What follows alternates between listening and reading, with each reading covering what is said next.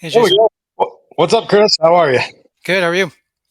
Good, good, good. Awesome to have you on. I was taking a look at your LinkedIn profile and your history. I just thought I juggled a lot of roles. Um, Fair so enough. let's start there.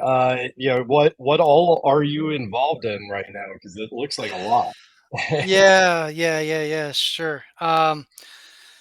Basically, my backstory is this. Yeah, I spent the past 10 years doing growth marketing, past seven running growth marketing agency, and past 3 to 4 years really advising a lot of the venture capital firms, especially in like the LA based area where I'm located, and working with their portfolio companies on go to market and growth. So all in all, I say, together probably worked with like 200, 250 plus like venture backed B2B companies on growth. And that's kind of how I've slowly kind of came into acceptance that I'm now somewhat of an expert in the field.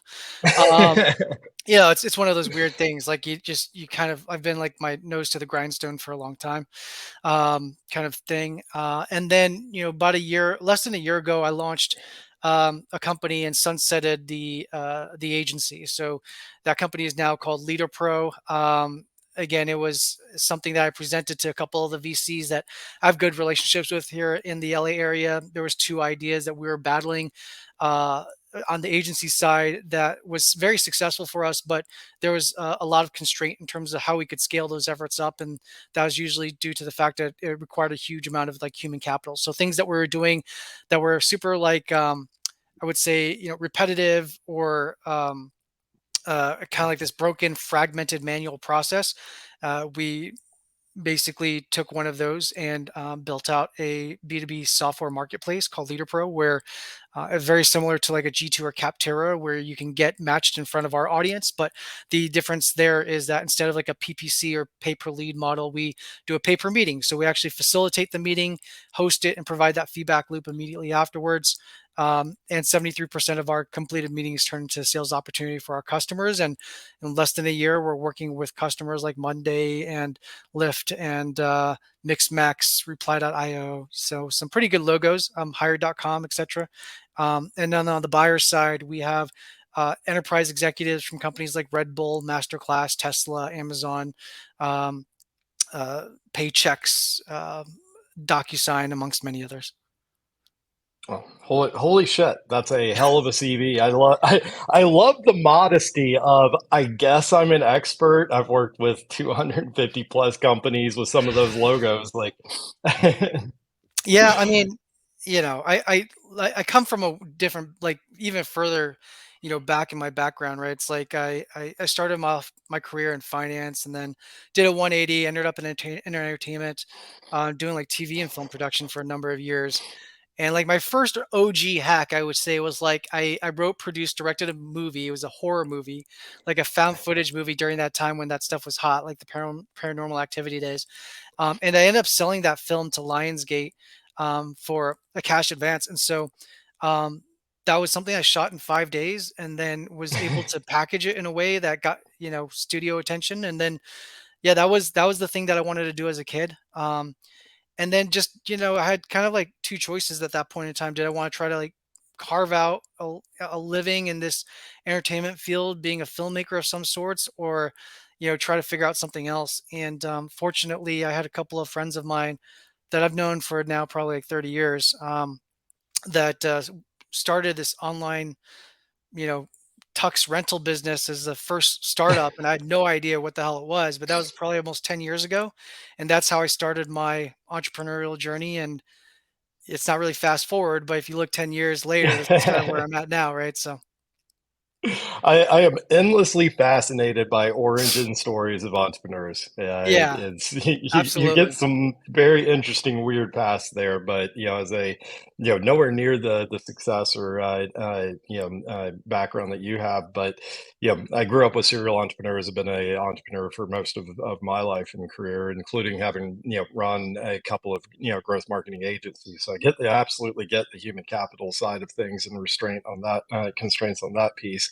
But I've got a theory that those of us that are truly entrepreneurs can't help ourselves. Yeah. And I think at heart, like there's something, mental health wrong with almost all of us. It's Yeah. like, why in the world would you put yourself through this if there's not some compelling need that you Yeah. have? But well, cool. And So yeah, I mean, go ahead.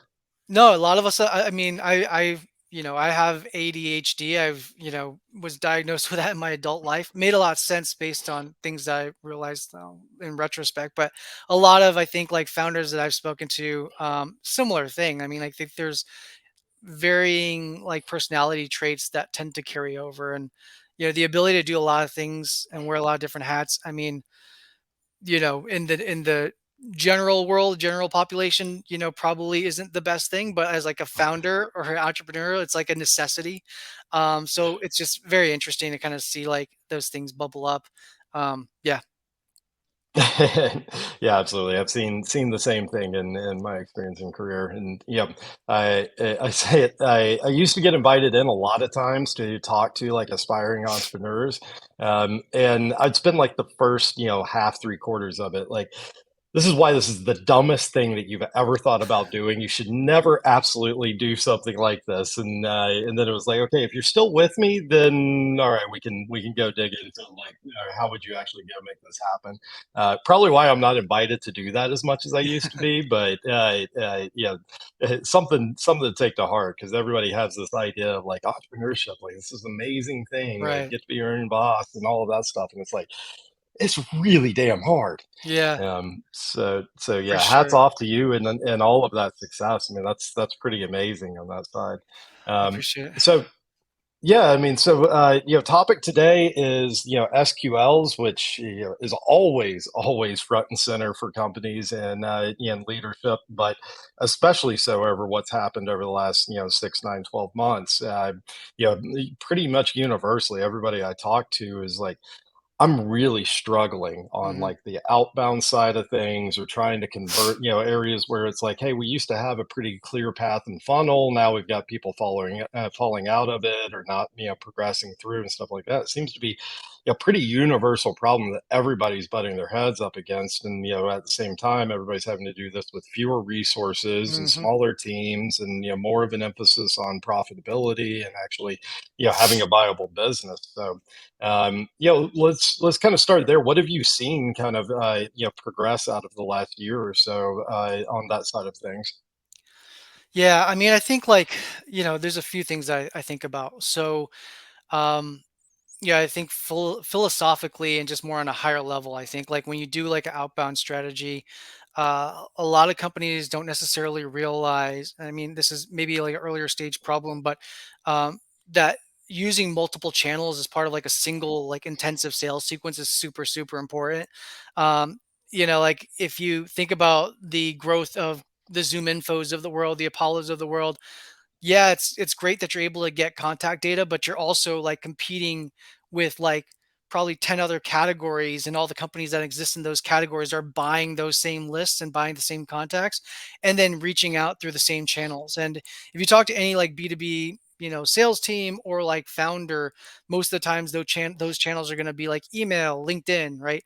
And so what we found, past, I would say even before all this kind of uh, economic environment kind of situation that's transpired, is that we knew that we had to hit through different channels, right? So just kind of, and it's in the playbook too, kind of like how I think about things. But I think you got to mirror somewhat of that consumer journey in the B2B space.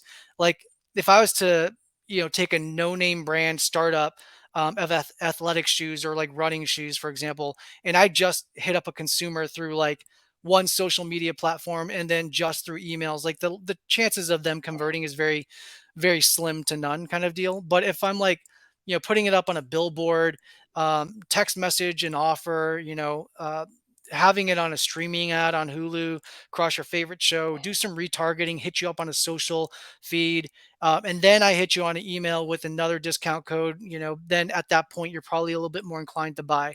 And I think the same thing with the B2B space, and it's just something that A lot of companies don't necessarily do. I think like your biggest asset is building that database. Like so a lot of times like, whatever ICP persona mix looks like, try to understand what is your TAM from a volume perspective. So the number of accounts that actually make sense for you as your customers. Even better yet, doing like a TAM SAM SOM analysis. So understanding like where does your product exist today, who can actually service today best, and then knowing that your product's going to evolve and your market size is going to evolve, right, to get to more of that true TAM. Um, and so like, things like that, for example, if you have like 10,000 accounts in the United States, that's going to be good customers for you. Get get that database of like all those contacts, and then what I would do is leverage platforms like LinkedIn or paid social, um, as a billboard, right? So generating that brand awareness, generating that brand equity. Um, and so by the time that you do hit them through, again, like a multi-channel, like outbound sequence, there's going to be some level of familiarity. So I like to leverage paid channels in a way to like drive like thought leadership, again, building up that brand awareness so that once you do hit them up, that they are aware of you, they know of you, and then at that point in time, there's some trust for them to give them your attention, give yeah, give you their attention. Sorry about that, but yeah, I think that's kind of like the biggest thing. And one of the theses that I think about with Leader Pro is just like, you know, attention is now commodity. I know Gary Vaynerchuk talks about Mhm. this all the time, which is attention is like your biggest asset, um, your most valuable asset, and companies want that attention. And traditionally, what we've done is we just bombard through these channels, super noisy channels, and through paid advertising, try to trick the end user almost into like taking this meeting, right? Um, when how Leader Pro is working and kind of just what we were doing as an agency was kind of like, why don't we just pay you for your time and then make sure that in between that time period of when we have you scheduled to when we actually do the meeting, can we qualify that so that making sure that on paper that this is a good match to be had. And so by the time we do enter that meeting, that the expectations are pretty much aligned. I know that a lot of companies have tried kind of like this incentive approach before and they failed at it. And but I think that where companies need to really understand is like you got to break these things up into baby steps. I think Mhm. about it like this, which is like any outreach that we do from an outbound perspective. It's like, how do we get to just responses, right? Not even positive response, but what can we say? What are we doing there to elicit a response? From a response to then a positive response is the next step, and a positive response to getting them booked into a calendar is the next action item, and then from them being booked to then making sure that they're qualified prior to the meeting, that's the next step, and then making sure that they show up to meeting, that's the final step, right? In terms of when we're talking about sales qualified leads and getting to the end game of what that is. Obviously, I think from completed demo or completed meeting to them becoming a customer is its own set of, you know I think, philosophy and kind of how you drive urgency, and how you want to do that. As a founder now, I've been having to face that. So getting a little bit more deeper into this in terms of the sales process. And what we found that really works is like create a discounting methodology and have expiration dates associated to every single one of those discounts. And then we actually bucket the way that we discount based on what the typical prospect is thinking about post meeting, right? So like, are they super excited, ready to go, and they're ready to jump in, or are they like hesitant around cost, or are they hesitant around quality? And based on those different scenarios, we will use a different discounting methodology or highlight different things, and again, attaching expiration date to each. And we found that to be extremely effective, ultimately to take them to close. So I'll stop there. It's a lot of information. Yeah, No, spoken like a true growth person. Breaking things up into stages, optimization points, all of that stuff. I love it. That's the stuff that gets me really excited, and trying to get it to, honestly, getting us at RevGenius to a place where we can get sophisticated with some things like that. sure. But 100% on understanding, not just a multi-channel strategy, but also how do you move people along a funnel? How do you use, value add content, get, awareness built, all of that stuff. I mean, it's been 2, 3+ years that I've seen out since I've seen Outbound without all of those things work and be effective. Yeah, And the idea that you can go put people straight out of college with maybe their first job, certainly their first sales job, and say, hey, here's your list of yeah, companies and contacts. Like, just go fire away at those and set meetings. It's been a long time since I've seen that work, and predated by a long time, sort of chickens coming home to roost for everybody else. It's like, this is just not working. It's not cost effective. But yeah, when you pull those together, it's like, holy crap, that works. yeah, But part of what I've seen within that is you've got to get leadership comfortable with not having straight line attribution of this rep did this touch, got this reply, turned into this opportunity, and all of that stuff. It's like, this all works in conjunction with each other. So you can't really say, like, hey, was this content focused email marketing? Was this paid campaigns? Was this, going out and getting, engagement within a community, or getting somebody that's a thought leader? Is it the outbound effort? Like, what is that? Well, it's all the above. But you got to get comfortable with sort of that messiness that those of us on the growth or demand gen marketing side of things have to live with on a day-to-day basis. yeah, absolutely. And I know I maybe like sidestepped the original question there previously, but I mean, in terms of just where the economic environment is today, I mean, we run like we run surveys and do a lot of like kind of like market research. I think it's super important to obviously know your customer base and just know your audience. But yeah, I mean, companies are being asked to do a lot with very little, right? And that's happening across the board. I mean, um, if you're experiencing that internally from your own side of things, right? You got to imagine then if you're in the sales in the sales role or marketing role, like other companies that you're trying to then solicit is also probably going through something similar, right? So what we've been seeing is I think like we've been still able to generate like a large volume of demos or sales qualified leads, but I think like the urgency to close is not quite is it's not as like how robust as it used to be, right? It's like longer sales cycles now. You know the value of those deals are coming down a little bit, but it also just depends on which place or you're playing at, right? I think like for leader pro and kind of like what we've been doing on that side, it's like we actually have been growing significantly during this downturn, and as an agency we typically had seen that too. Again, like during the pandemic, and when I think a lot of companies are tightening their budgets, like at the end of the day are we're valuable because I feel like we are like a performance based outcome, right? So it's a Mhm. measurable ROI, and you know how much something's going to cost in the very beginning, and there's no question about like what the outcome is going to be when you're taking on like a hire, in the SDR BDR role, and you're just kind of like, yeah, have at it. I mean, you're it's just kind of like it boggles my mind how many companies do that, and then complain about it afterwards, right? um it's just, yeah, I mean, for me, like, again, coming from a growth background and now having to scale up sales reps for us to grow, um that's something where I felt like, if coming from a growth background, I need to provide as many tools and resources for them to be able to be successful, because I know from my sales mindset is like, if I am not generating momentum within the first few weeks, I'm very disinterested. And I think it's like the same thing for any sales hire, let alone like a newbie sales hire that's coming in, right? You need to give them everything. And so we've created these playbooks leveraging 6 different types of initiatives with different call to actions coming from actually different entities. So still leveraging the growth agency for Leader Pro, but also having stuff coming from Leader Pro, etc. But like not just ROI, but we'll do like cash incentive for a meeting. We'll do like a market research survey where they can participate and opt. Essentially, it's like a qualification form.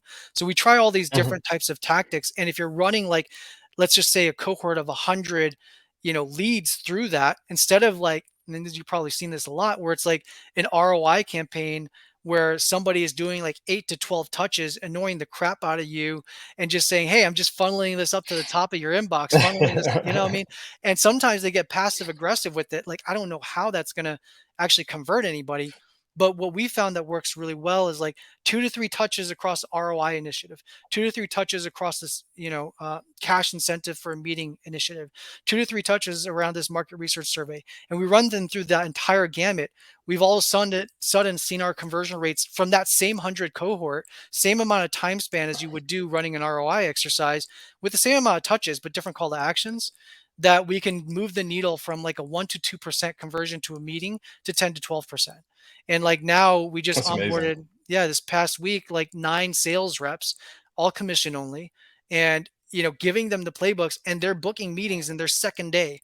And when you can give them the resources to do that, and also I think the other part of it was like, kind of being on the ground level with them. So we do this thing called power hour every day, where we have an hour blocked off, where we all the reps are together, including myself, and we have a competitive format within that hour of who can generate the first lead, who can get the most leads within the hour, and who can turn that lead into a meeting the fastest within the hour. And I participate, and I'm competing against them as well at the same time. And when I get one, or when somebody else gets one, we all share with each other what worked. Did we say? How did we get it? And when you think about that, and when I think about, again, referencing the other 200, 250 companies I've worked with or advised for, like getting to a meeting with a sales rep, like having them be able to book one within like the first 2 days, like that's efficiency. And I think that's like, again, something where not enough, I think, founders or even on the C-suite side of things get their hands dirty, roll up their sleeves to do it. And when you hire against it, you're setting yourself up for a hit or miss. I mean, it's a 50-50. Like, you don't know what the expected outcome is. You don't know how to measure it. You don't, what I mean? Like, it's really hard to justify what success actually looks like. For me, I know, like, by allocating 10 to 15% of my time, I was able to generate 10 meetings a week, and I can convert 4 to 5 of those into customers over a 2 week period. So if I have somebody else coming in full time, at a bare minimum, they should be doing 10 meetings a week, right? Converting 3 to 4, let's just say on the lower side of a conversion, into customers in that same period. So I only got there because I put myself in there. And I think more founders need to do something like that. And that way you can know what's working, what's not working, why it isn't. And then by the time you do hire, that you have something to give them. And then it doesn't mean that your way is the best way either. It's like now you have a collaborative environment, but they have something for 60 to 70% of their time that's going to churn output, right? Churn out results. And then the rest of the time, experiment with different things, find different ways that things are going to work. And that's what I think has been super successful for us during this time period.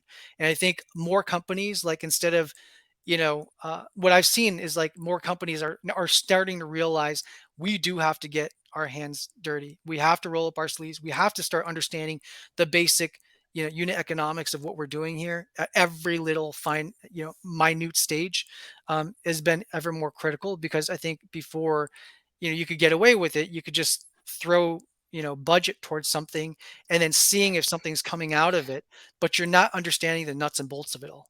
And now with the market where it is, and even just kind of like within the VC community, right? Like tightening their belts, cash isn't so readily accessible. And so you're forced to, I think, be on this more lean and mean mindset. No, I agree. We're in a situation where that's absolutely the need. I wonder, and I'm going to be very fascinated to see how it plays out.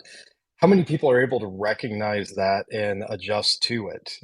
Because at heart, we're looking at virtually an entire generation of us that have been out here doing this in an environment where it's primarily powered through VCs and a lot of money and growth at any cost. And and there's been a lot of looking for like easy buttons. And hey, Hmm. on the spreadsheet it says for every rep I add, it's going to generate this much pipeline and going to turn into this much revenue. And so it's a spreadsheet problem and it's an HR problem. It's not a like, hey, do I get in and get my hands dirty and figure out what this process looks like and how do we optimize that? What's reasonable and all of that stuff.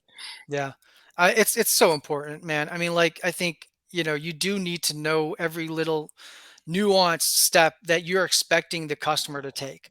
And, you have to understand and track each of those little stages. What do I want, that what is the next step here? What is the next action I'm asking them? And the same thing is like when you're optimizing a website, right? Like, You're trying to Right. minimize into as few clicks as possible for them to get to that win, right? I mean, like with Amazon getting to the one click checkout thing. I mean, you got to think about the same way Right. for customer acquisition. How can I minimize the number of steps here? And this goes to even like how we schedule people.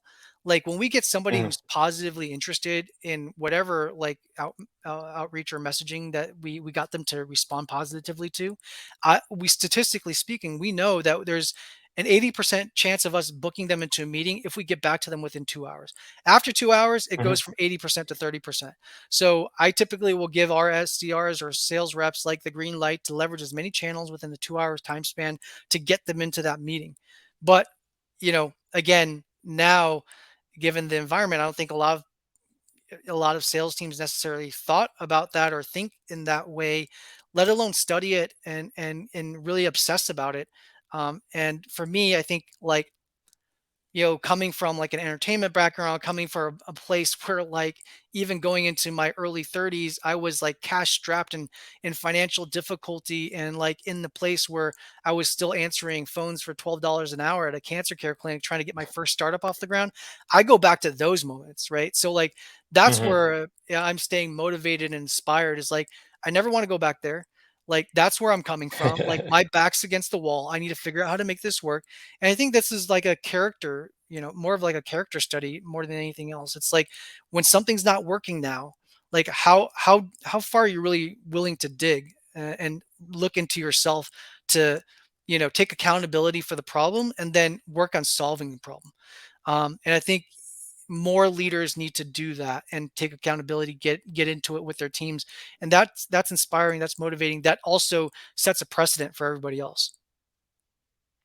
Absolutely, absolutely. And I mean, I think at heart, the more I'm hearing from this, the more I'm hearing the background and the philosophy of, somebody who is a true growth person because, and back before growth became like a hot topic or a title or whatever, like, hey, I can't help myself but to get my hands dirty in Yeah. all of these different things and start playing around with all the different departments and all the different functions and how do we actually optimize this, soup to nuts versus, now you've got, umpteen, flavors of growth. And it's like, okay, are you a product growth person or a growth marketing person or, whatever.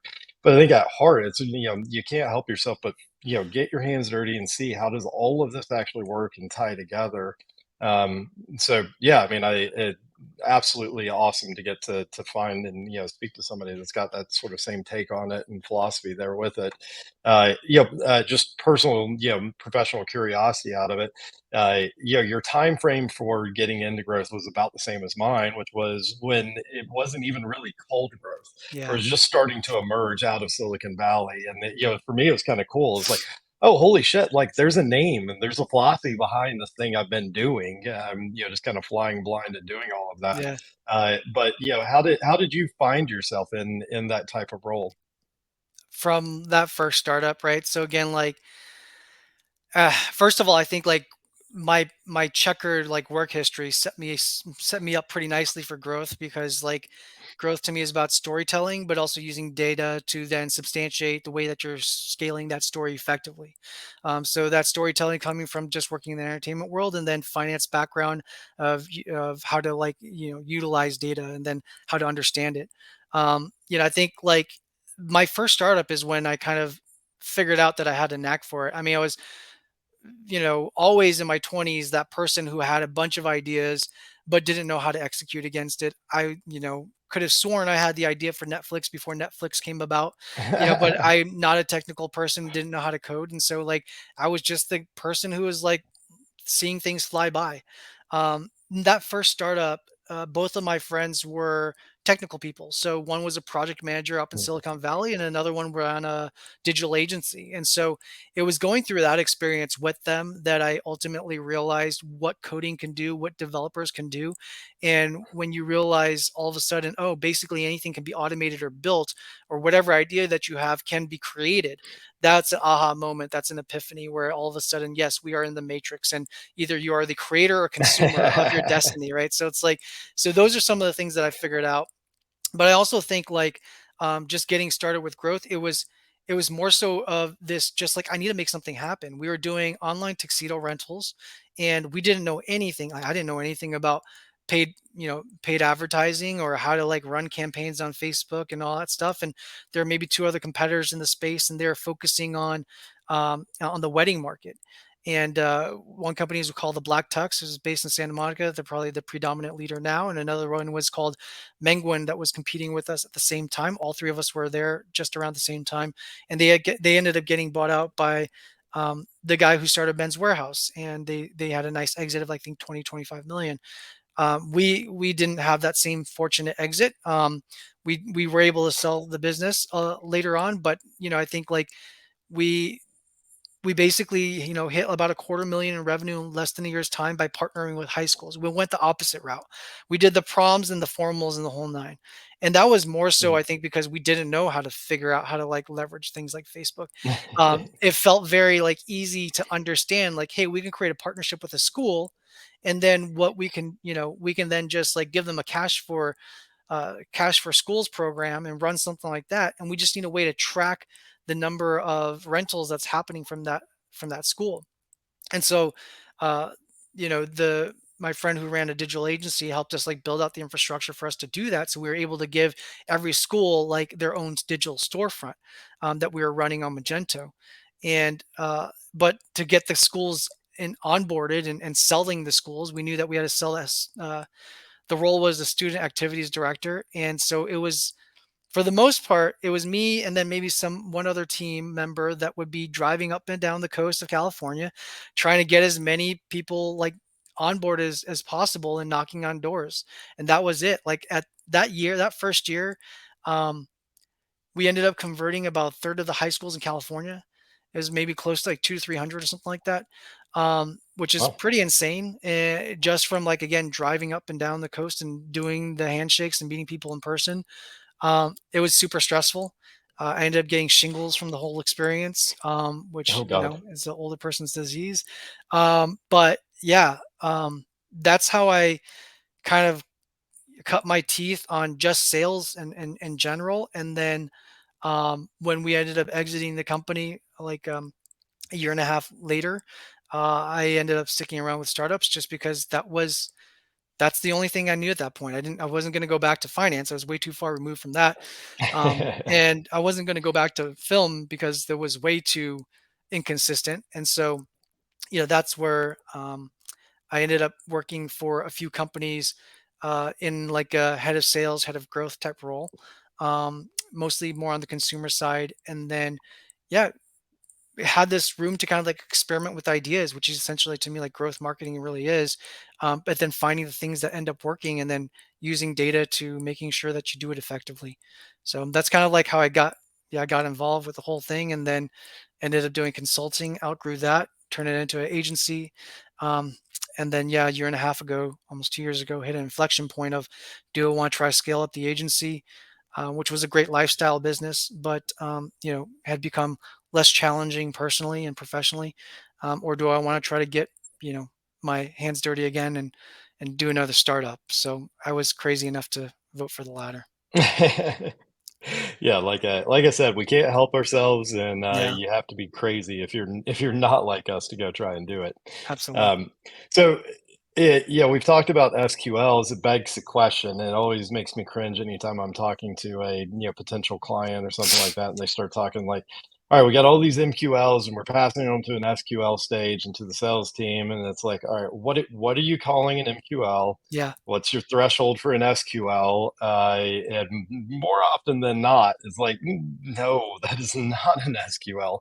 And so, the answer to like when and where and what your threshold is obviously going to vary based off the company and the product. yeah. But, especially given that you've worked with so many, at a high level, can you, sort of, speak to where you would typically set that, or what types of thresholds or things that you're looking for it to be a true SQL?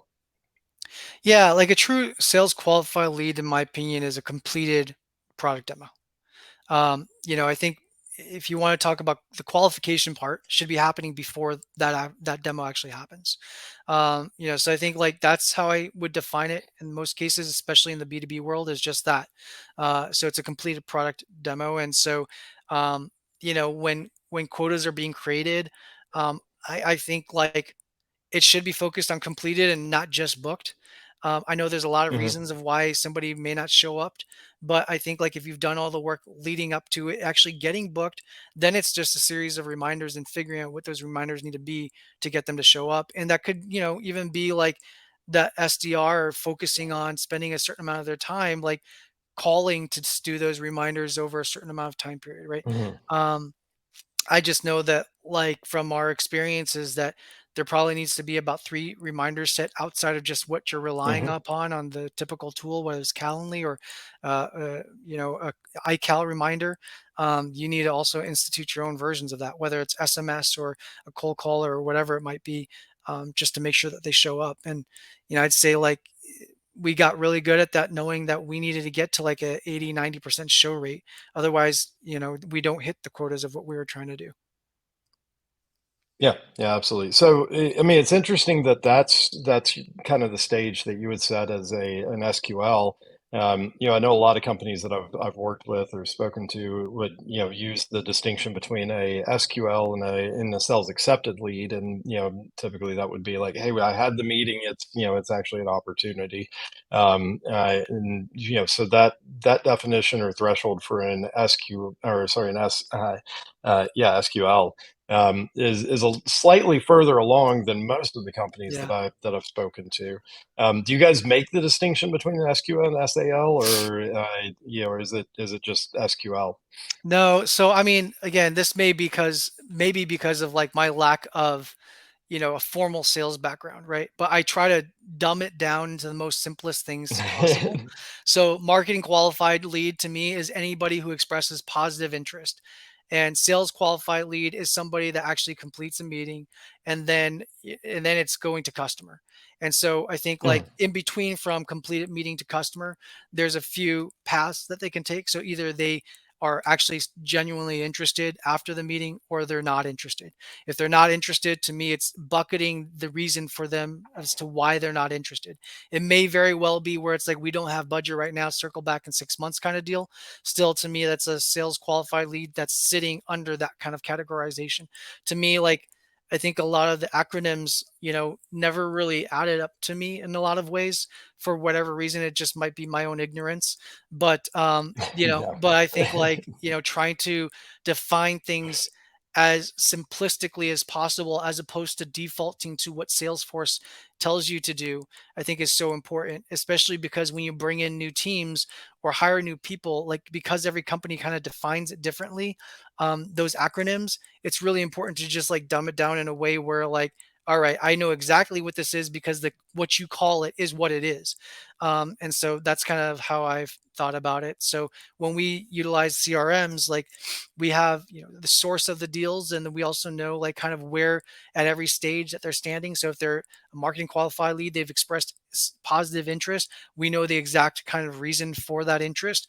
Um, and then, our job is to then make sure between that time and when the meeting happens is like the SDR or the sales rep is actually qualifying and making sure, again, on paper, that they are a legit fit for what we're doing. And they could be a prospective customer for us. So, I think like the other caveat is that, at least working with startups, and this might be different in different spaces, but at least in the startup world, it's a lot different than, selling financial services or a real estate broker, right? It's Mhm, like, it's in those worlds, it's like very difficult to differentiate yourself from the next, other than personality and your Rolodex.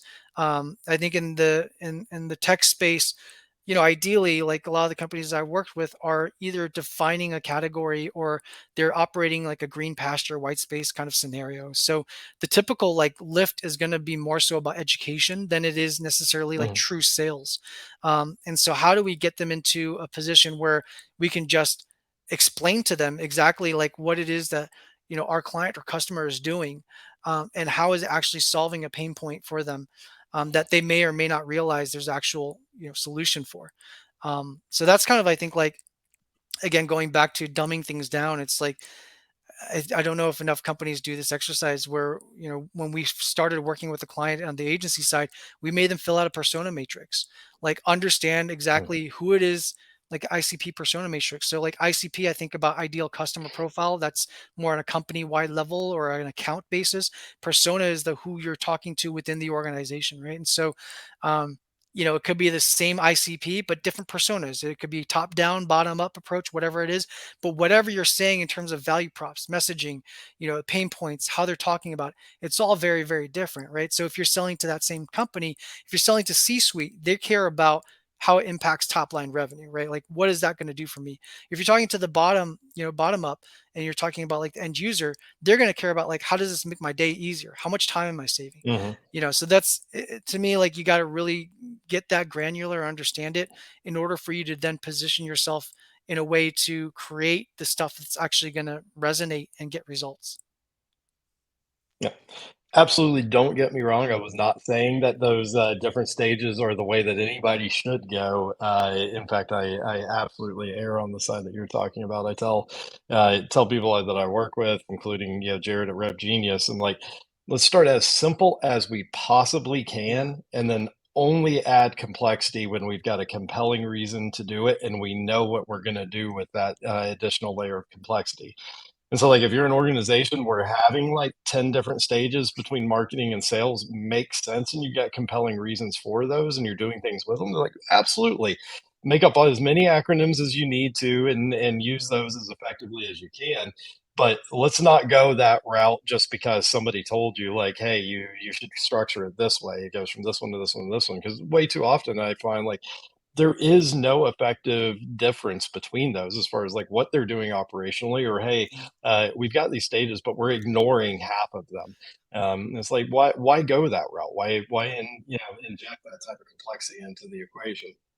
Yeah, exactly. I mean, I agree. Like again, it may just be like my lack of, of a formal sales background, but and like just working with startups, right? So like, but again, I've seen this problem in like companies that are worth $500 million, and I just wonder like how did you guys get there? Like when there's still so much confusion and disconnect between marketing and the handoff to sales and how you guys are defining things. And so, I yeah, I don't know if there's a right way or wrong way. I think it's just like whatever's going to be the most effective for your organization, right? That's how I think about it. Yeah. Yeah, and I mean, if it's your lack of formal sales background, I think that we should all aim to have less of that. If that's the direction that it's taking you, and you're doing that more complex route without a need for it. Um, I think one thing that I'm seeing more and more people struggle with, I think they've always struggled with it for the most part, but especially in light of what's happening recently, is not understanding what to do with top and middle of the funnel leads that Mhm. come through, or even in a lot of cases what that actually entails.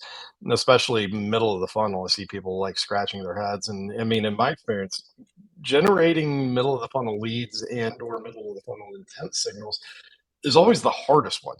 I'd say probably half the time that I create something, I'm like, okay, this is something that's gonna be targeted middle of the funnel. Like, I go and look at the data afterwards, like, nope, nope, that was really top of the funnel. We're like, no, that was really bottom of the funnel. It's like, that was not middle of the funnel. I think that one's really hard, but I see, I mean, here at RevGenius, we've got a lot of people that come in and like, hey, I want to sponsor events with you. I want to go, run a webinar or a couple of webinars, whatever. And, it's like, okay, we're going to generate, 150, 200, 250 leads out of this. And I'm going to go hand that to my salespeople. And I'm gonna have them just call on those. And we're looking for a quick ROI out of it. And I'm sitting there going like, I've been in your shoes for my entire career. I was like, trust me, that is not going to work. You've got to have some more sophistication with what you're doing as a follow up. That's not a lead that's ready to be passed to a salesperson. I think every one of us is like, has experienced that. Hey, I just registered for this webinar. Why do I have a salesperson calling me? Yeah. Especially if they're doing it like jumping the gun and doing it before the event even Yeah. happens. What's kind of your advice or direction with companies that are struggling with that, or don't have a good understanding? How do you progress people along that path of that journey? Yeah. I mean, I think about this time. time has a cost associated to it, right? So every time you have a salesperson or marketing person chasing for getting to a binary response of some sort, however much time that they're spending on it, there's a cost. So to me, it's almost like understand what that cost structure looks like. And is there a way to shorten that time period to get to the binary response by just giving whatever that's going to cost you to the end person, right? So to that prospect directly in some shape or form, whether it's a gift card or some product or whatever. Um, that's my way of thinking. Again, like I think just dumbing it down, and it's like, and it works really well for us. So what we do is sometimes, like for example, we'll run $100 for feedback approach, right? And again, if we just do our job of like qualifying prior to the meeting, happy to pay $100 because like we can book a meeting using that approach at about a 15-20% conversion rate in less than, in a lot of times, less than like 5 minutes, like from a cold outreach to then getting something into the calendar. And that works effectively for us to convert to customers because again we're doing something a little bit differently, and maybe it's like there's not a lot of other people doing what we're doing, and that puts us in a competitive advantage. Now, like I think not enough companies will do this, which is understanding the pain point as it relates to the end user, number one, which is like how big of a pain on a scale of like 1 to 5, 5 being like extreme pain, is the person that you're putting into your funnel actually like realizing that pain point, right? Like I and I don't know if it's like they don't do that exercise because they're scared of the answer, or whatever it might be, but you need to truly understand the ones that are experiencing a 4 or 5 on that pain scale. Those are the ones you need to do whatever it takes to get onto a phone call, right? Or get onto a book demo. um, and then separately from that, it would be like getting to, I think you can't be scared to getting to a binary answer post mid funnel. So to me, like again, if we follow our kind of like discounting methodology, we know how much from a unit economic standpoint what we can offer in terms of a discount. So bottom threshold, what we can offer. So within that 2 week time span, we have those different lures that we will use to then very end is the most discount that we know we can do, period. And so at that point in time, if we don't get somebody to bite, we will pay them $25 to just let us know the reason for the objection. Mhm. And we're not going to bother you. We don't care what we don't care about you becoming a customer at that point. We just want to know the reason for the objection. And if you can get enough of that data set, it's going to help you with everything from top to that point of the funnel, because you're going to learn too expensive, or it's like, you know what, it's conflicting with the way when our budgets are taking place, or like, I'm not the person to then make these decisions. And you, over time, statistically, you're going to get enough data that's going to show you common themes and trends around that data that's going to help you. But you don't get there unless you get those answers. And I think that's what ends up happening a lot of times, is that you're trying to get all the way through this entire funnel when there's a lot to be learned at every single stage that can help you be much more effective at the very top. Um, I think about it even like even further and more advanced than that, which is like it's not just about close to customer, but then like listening to existing customers and taking customer success feedback, asking the right questions at the right points in time to then how do you further improve the top of the funnel, right? So there's things around that where it's like, look, a lot of customers under this set are giving me a lot of problems, but they really identify and find value in this feature. Well, then what we can do is funnel that to product, and then we can Mhm. create like a self-service model for that particular feature set where they don't get access to support, because that's what they are truly realizing. And then it's now going to eliminate the majority of the problems for you. And we can probably add more revenue by doing throwing less cost towards it at the end of the day. So I think that's like um, trying to get like that feedback loop going from all different points as much as possible, and not being scared to get to binary answers as quick as possible is something that I think like a lot of again teams that I've worked with or advised for like don't do for whatever Mhm. reason, but I think it's so critical. Absolutely. And Obviously that includes and entails a rather sophisticated understanding of what the efficiencies and true costs are organizationally. So, Yeah. way too often it's just like, oh, holy crap, we're giving out these gift cards, and that's a cost that we have that's associated with, the CAC that we have relative to this product. And it's like, well, you're not paying attention to like, all right, how much are you paying these reps to go Yeah. chase themselves and Yeah. not get anywhere with it and all of that stuff? And how much more efficient can we be with the product and dialing in our product market fit and stuff? And we got this type of feedback within that, and so it requires a much higher level of sophistication than I've seen at most organizations that I've worked with or dealt with. But I think that type of thing is becoming increasingly critical, because if you're still thinking like in that very confined thought process or idea of how this is supposed to work, like you're missing these opportunities to see, okay, this is how we do it differently, this is how we do it better, that's really going to move the needle at the end of the Yeah. day and ultimately affect the bottom line. And so super interesting hearing that from you.